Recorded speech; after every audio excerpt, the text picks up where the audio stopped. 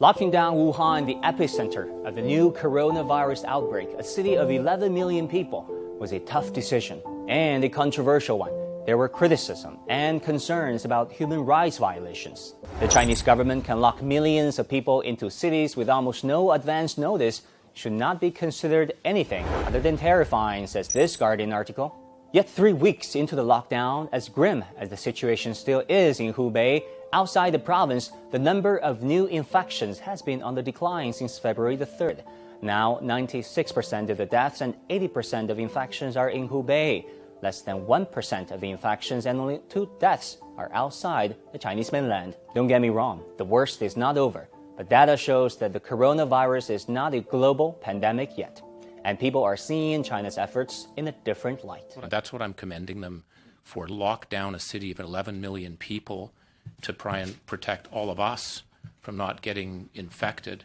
Need to be grateful at the speed with which scientists in China posted the genetic sequence and the extreme measures that are being placed in Hubei province have probably delayed the spread of this virus to other areas. We must admire the dedication of the workers and respect the sacrifice of Wuhan and other cities that have gone into this sort of social distancing exercise in order to try and interrupt transmission.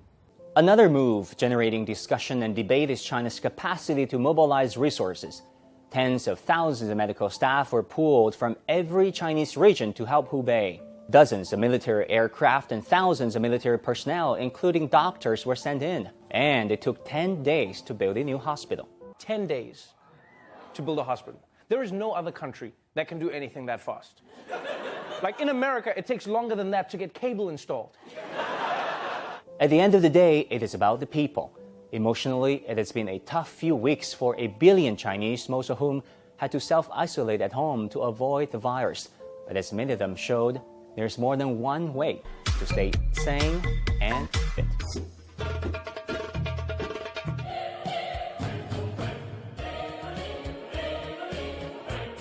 I wish I could end on this happy note, but let's not forget that as we speak, the medical staff and first responders are putting their life on the line to fight this epidemic. This doctor, while on duty, learned that her mother had passed away.